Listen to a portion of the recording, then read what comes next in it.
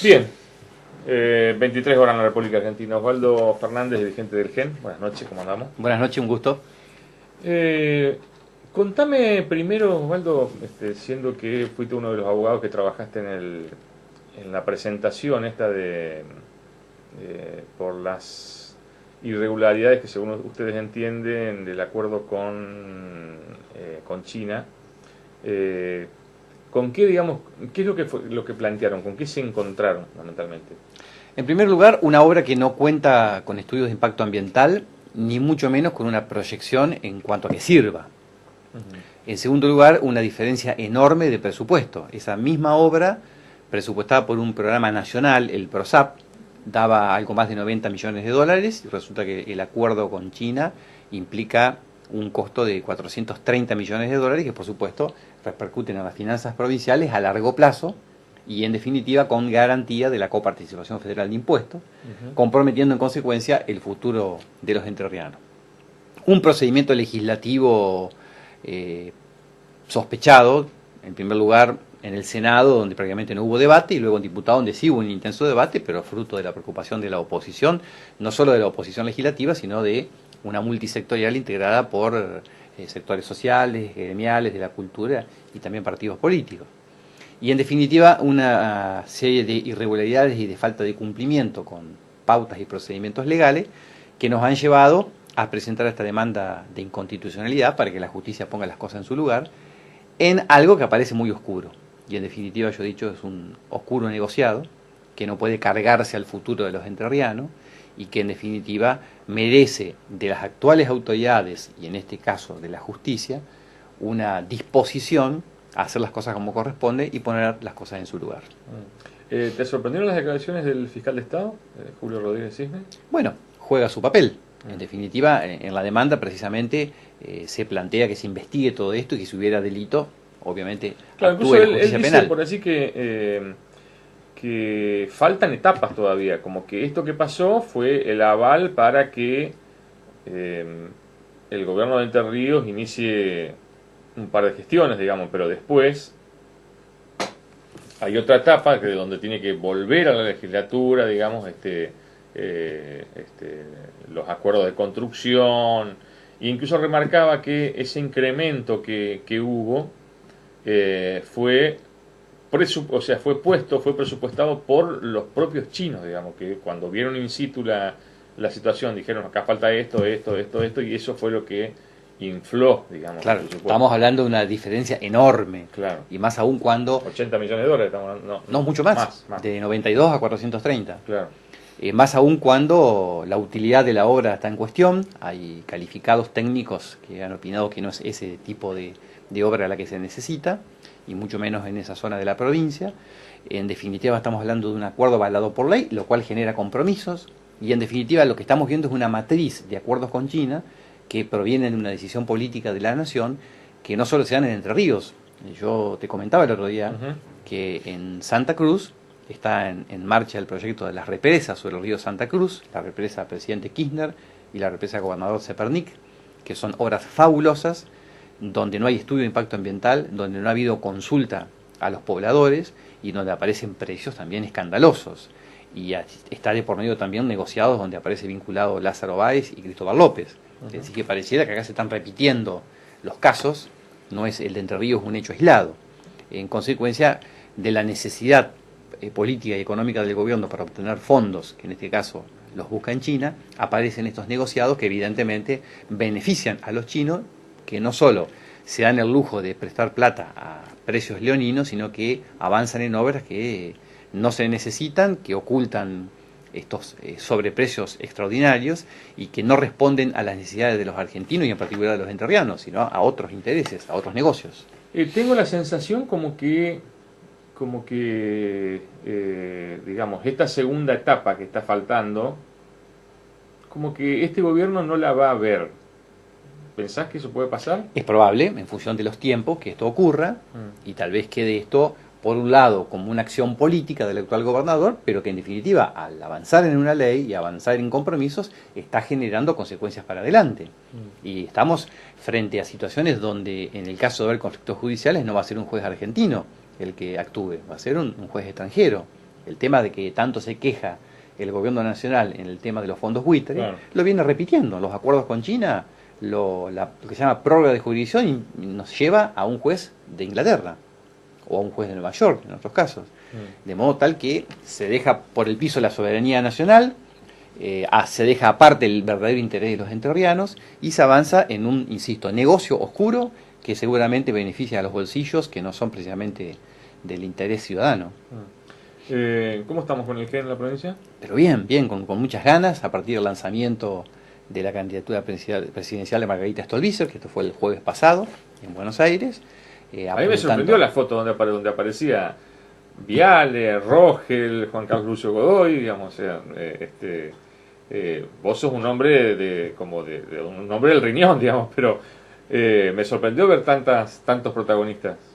Habrás visto la foto nuestra también. Claro, sí, por bueno. eso te decía, no, fuera de ustedes, digamos, que vienen laburando desde siempre. Sí, porque nosotros somos el partido, yo soy el presidente del GEN Claro, en Entre Ríos. En consecuencia, bueno, estuvimos con Margarita y luego del acto estuvimos en una parte, en una larga conversación, y luego una reunión de la Mesa Nacional del GEN. Pero bueno, hay otros sectores que se suman, hay otros dirigentes. O sea, ¿cómo ven esto? Digamos, ¿lo consideran como un aporte interesante? Es un aporte y bienvenido sea, y te sorprendería la cantidad de radicales, no solo militantes, sino dirigentes que llaman, que están expresando su voluntad de acompañar, y en definitiva nosotros hoy estamos trabajando en la construcción de un espacio provincial que acompañe la candidatura presidencial de Stolbizer. Realmente nos ha sorprendido. Lo esperábamos, pero no con la entidad que se está dando, y la figura de Margarita llega a muchos sectores, más allá de la afinidad histórica, porque nosotros venimos del radicalismo, de la afinidad que podamos tener con otros sectores de la política que también integran este Frente Nacional, como es el socialismo o Libres del Sur. Lo cierto es que hay mucha gente independiente que ve en ella a quien representa valores muy claros que otros candidatos no solo que no representan, sino de los que directamente ni hablan. Y que la alternativa que encarna Margarita es llevar adelante esas banderas a partir de la decencia, la predica por la igualdad, la defensa de las instituciones y la denuncia de las mafias, de las que muchos no hablan, inclusive cuando son muy duros en el tema de seguridad, apuntan al delincuente en forma individual, pero nunca ven las bandas. Y la verdad que el eje del problema que tenemos en la Argentina es el de las mafias, el de las bandas.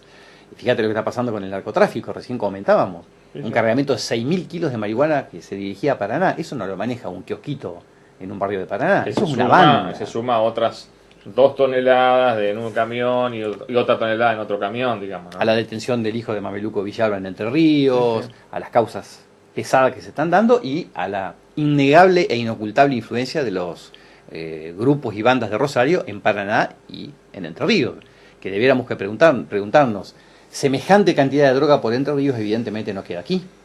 Esto va a otro lado y ya no es el destino final Buenos Aires. Evidentemente Entre Ríos está siendo una plataforma de exportación. Sin duda. Y no vemos una reacción de parte ni del gobierno ni de las fuerzas de seguridad. Y la justicia obviamente se ve desbordada. No ha reaccionado el gobierno todavía, algo que tratamos aquí en la última vez que te visité, cuando el fracaso de ese desastre jurídico que fue la ley de narcomenudeo.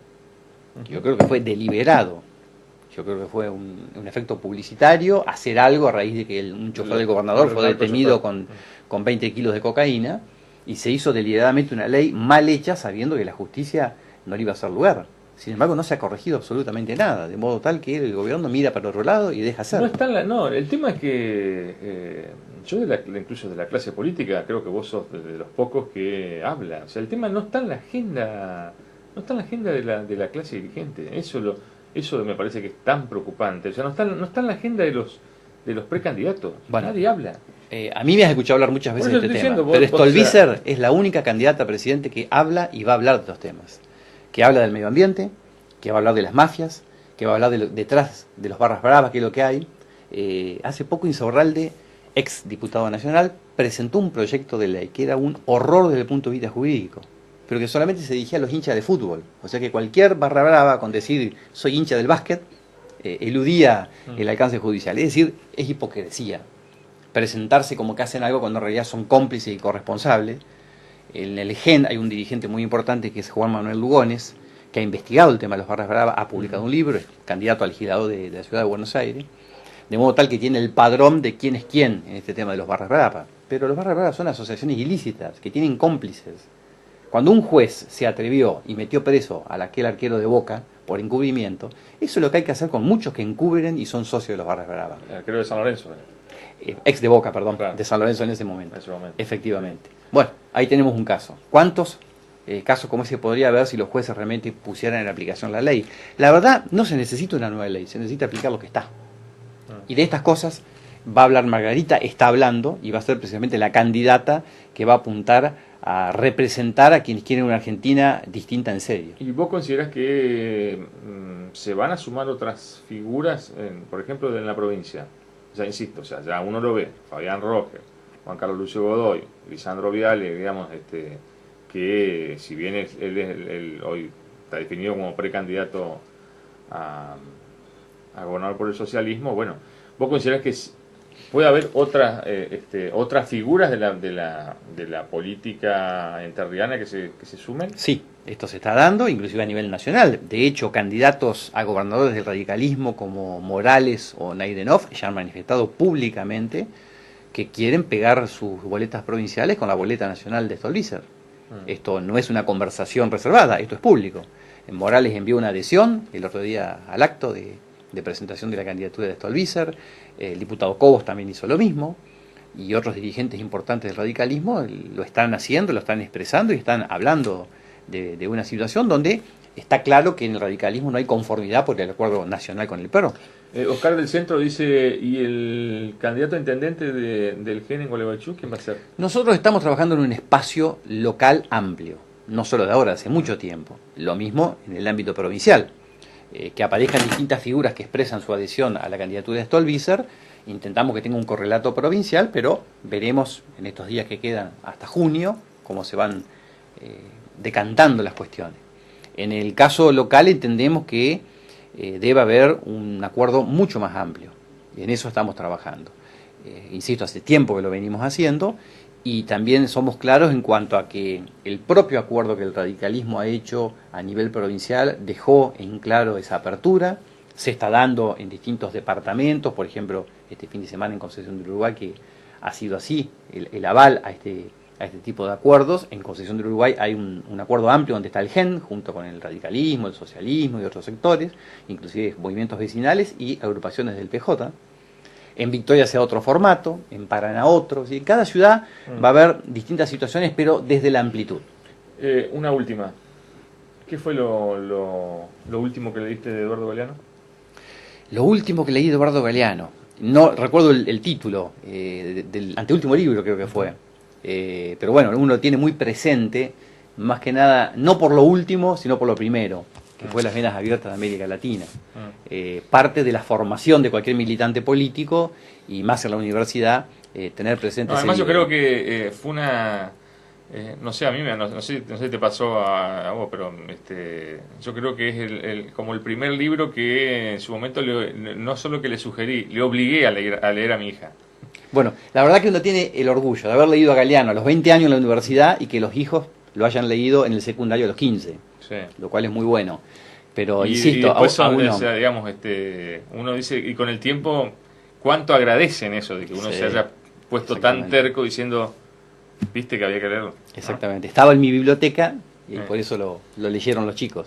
Pero es cierto, ha servido para formarnos, más allá del rumbo que cada uno tomó en cuanto a su pertenencia partidaria, sus ideas políticas. Innegable la contribución desde el punto de vista de la formación, en cuanto a aprender a mirar una realidad como la latinoamericana con las herramientas que nos dio Galeano, más allá de todos sus aportes de la poesía, su compromiso con el medio ambiente.